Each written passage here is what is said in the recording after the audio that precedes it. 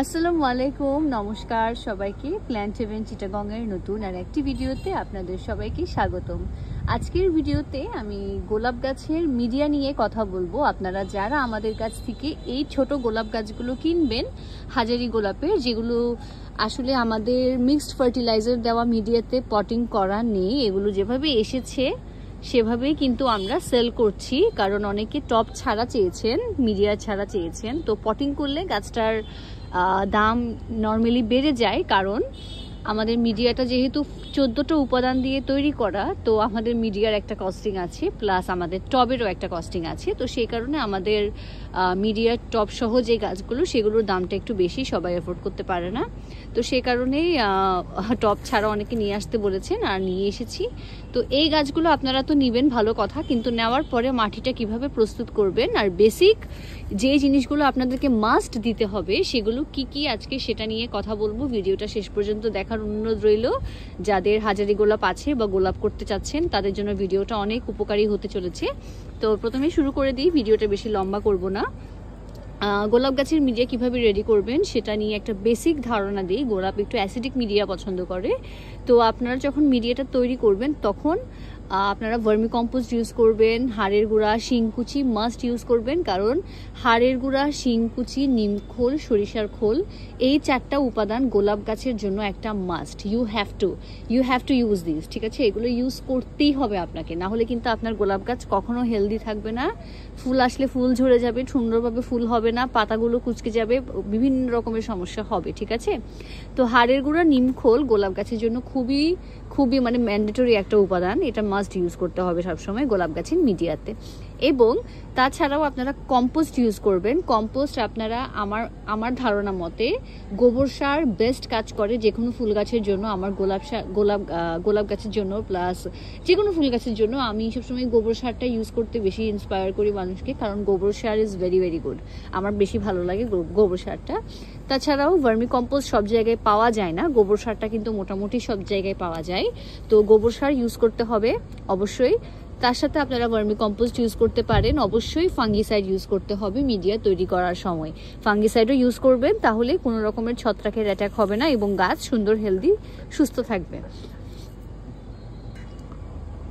আর most importantly, গোলাপ গাছের মাটি তৈরি করার সময় আপনাদেরকে কমপক্ষে একটা পার্সেন্টেজ, লাইক 20% কমপক্ষে আপনাদেরকে মাটির পাশাপাশি বালু ইউজ করতে হবে। আপনি চাইলে সিলেকশন বালুও ইউজ করতে পারেন, অথবা বিভিন্ন রকমের বালু পাওয়া যায়, যেমন মোটা দানা, চিকন দানা, বিভিন্ন রকমের বালু পাওয়া যায়। তো আমি বলবো যে মোটা দানা অথবা চিকন দানা, যেটাই আপনি ইউজ করেন, যে কোনো একটা ইউজ করা বেস্ট।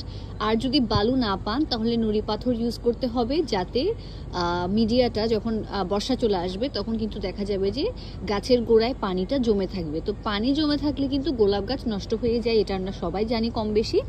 তো সেই কারণে পানি জমতে দেওয়া যাবে না। মিডিয়া সবসময় ওয়েল ড্রেনেজড হতে হবে, যাতে পানি বেশিক্ষণ রুটের গোড়ায় যাতে জমে না থাকে। সেভাবে অবশ্যই আপনাদেরকে মিডিয়াটা রেডি করতে হবে। এই ছিল গোলাপ গাছের খুবই বেসিক কিছু নিয়ম মিডিয়া তৈরি করার ক্ষেত্রে। মাটিও ইউজ করতে হবে ডেফিনেটলি। তো অবশ্যই এই জিনিসগুলো ইউজ করার চেষ্টা করবেন। তাছাড়াও আপনারা ডিমের খোসা গুঁড়ি দিতে পারেন, অথবা আপনারা যদি এতগুলো উপাদান, আসলে আমি মানি যে সব জায়গায় রেডিমেড পাওয়া যায় না, বা পেলেও ওগুলো হয়তো বা আপনি 1 কেজি 2 কেজি কিনতে গেলে 1 কেজি 2 কেজি অনেকের লাগে না। তো দেখা যায় যে অনেক বেশি প্রাইসিং পড়ে যায়, কারণ হাড়ের গুঁড়ি, শিংকুচি, নিমখোল এগুলো 100-120 টাকা করে কেজি পড়ে যদি কিনতে যান। তো সেই ক্ষেত্রে আমি বলবো যে আপনারা আমাদের পেজ থেকে সরাসরি আমাদের মিক্সড ফার্টিলাইজারটা নিয়ে ফেলতে পারেন। আমাদের মিক্সড ফার্টিলাইজারটা কিন্তু আমরা আমাদের সব গাছে ইউজ করি। এই যে পিটুনিয়া গাছগুলো দেখছেন, এগুলো কিন্তু আমাদের মিক্সড ফার্টিলাইজারেই পটিং করা আছে।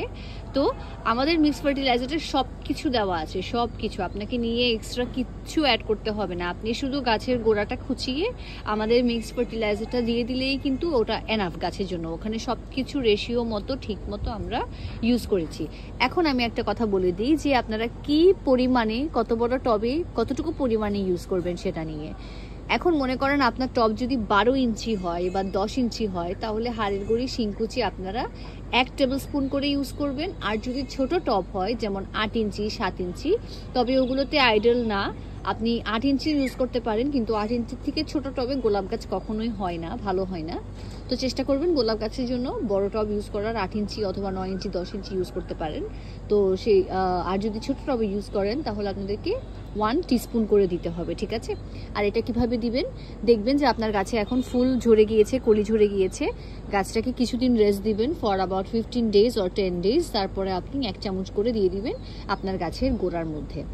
আর অবশ্যই সার দেওয়ার, যে কোনো সার দেওয়ার পরে পানি দিয়ে দিতে হবে। পানি দেওয়ার পরে কিন্তু সার দেওয়া যাবে না, পানি দেওয়ার আগে সার দিবেন, সার দিয়ে তারপরে গাছে পানি দিবেন। আর সার সবসময় দিবেন সন্ধ্যাবেলা বা বিকেলবেলা, এই যে এখন রোদটা নেমে গেল না, রোদ নেমে যাওয়ার পরে দিবেন, তাহলে কোনো ক্ষতি হবে না। আর গোলাপ গাছের ক্ষেত্রে খুবই মাস্ট একটা জিনিস হচ্ছে, গোলাপ গাছে প্রচুর পরিমাণে পোকার আক্রমণ হয়, ঠিক আছে। যে কোনো ফুল গাছের মতনই গোলাপ গাছে প্রচুর পরিমাণে মাকড়, পোকার আক্রমণ হয়, সাদামাছি, মিলিবাগ, সব কিছুর আক্রমণ গোলাপ গাছে হয়। তো এটা থেকে পরিত্রাণের জন্য আপনাদেরকে যেটা করতে হবে, মাসে কমপক্ষে একবার আপনাদেরকে ফাঙ্গিসাইড স্প্রে করতে হবে এবং কীটনাশক স্প্রে করতে হবে। বাজারে বিভিন্ন রকমের কীটনাশক পাওয়া যায় কিনতে, সেই কীটনাশকগুলো আপনারা ইজিলি কিনে ইউজ করতে পারেন। এক একটা কীটনাশক ইউজ করার নিয়ম কিন্তু এক এক রকম। তো যেটাই কিনবেন সেটার পিছনে ব্যবহার বিধিটা ফলো করে তারপরে ইউজ করবেন। আর আমি পার্সোনালি নাইট্রো ইউজ করি, গোলাপ গাছের জন্য Nitro is very good option. তো নাইট্রো আপনারা ইউজ করতে পারেন। নাইট্রো কিভাবে ইউজ করতে হবে সেটা ব্যবহার বিধি পিছনে লেখা আছে, তো সেটা ফলো করে মাসে কমপক্ষে একবার গোলাপ গাছে অবশ্যই স্প্রে করে দিবেন। যদি হাতের কাছে নাইট্রো না পান বা নাইট্রো যদি কিনতে না পারেন, কোথাও থেকে যদি খুঁজে না পান, তাহলে আপনারা হাইড্রোজেন পারঅক্সাইড ইউজ করতে পারেন। হাইড্রোজেন পারঅক্সাইড আপনারা যে কোনো ফার্মেসিতে পেয়ে যাবেন, 60 টাকা হবে সম্ভবত এক বোতল। আমি এখানে 60 টাকা করেই কিনি, তো 60-65 টাকা হবে এক বোতল। এক বোতল 100 ml এর এক বোতলের মধ্যে আপনি 100 ml হাইড্রোজেন পারঅক্সাইডের মধ্যে 100 ml পানি অ্যাড করে ওটা গাছে সুন্দর করে স্প্রে করে দিবেন। সবটাই স্প্রে করতে হবে ওরকম কোনো কথা নেই, আপনি যতটুকু লাগে অতটুকু স্প্রে করবেন এবং আপনার বাগানের অন্যান্য গাছের মধ্যেও কিন্তু একই জিনিসটা স্প্রে করে দিবেন। তাহলে অন্য গাছে যদি পোকামাকড় থাকে তাহলে সেটা আপনার গোলাপ গাছে অ্যাটাক করতে পারবে না। এই ছিল আজকের ভিডিও। আর কোনো প্রশ্ন যদি থাকে তাহলে অবশ্যই সেটা আমাকে কমেন্ট সেকশনে জানাবেন, অথবা ইনবক্স তো আপনারা সবসময় করেন, আর ইনবক্সে আমি বলে দেওয়ার চেষ্টা করব। তো আজকের ভিডিওটা এই পর্যন্ত। ভিডিওটা দেওয়ার কারণ হচ্ছে অনেকে গোলাপ গাছগুলো আমাদের কাছ থেকে নিচ্ছেন, তো অনেকে জানতে চাচ্ছেন, তো একে একে ইনবক্সে না বলে একেবারে ভিডিও যদি দিয়ে দিই তাহলে ভিডিওটা সবার বেনিফিটে হবে, আসবে, সবারই কাজে আসবে। তো সেই কারণে ভিডিওটা দেওয়া। ভালো থাকবেন আপনারা। ভিডিওটা ভালো লাগলে অবশ্যই একটা লাইক দিবেন। আর আপনাদের সবসময় সাপোর্ট আমি পাই, সেই কারণে আমি অনেক খুশি থাকি সবসময়। তো ধন্যবাদ আপনাদেরকে আমাকে এত সাপোর্ট দেওয়ার জন্য। আজকের জন্য এতটুকু, টাটা।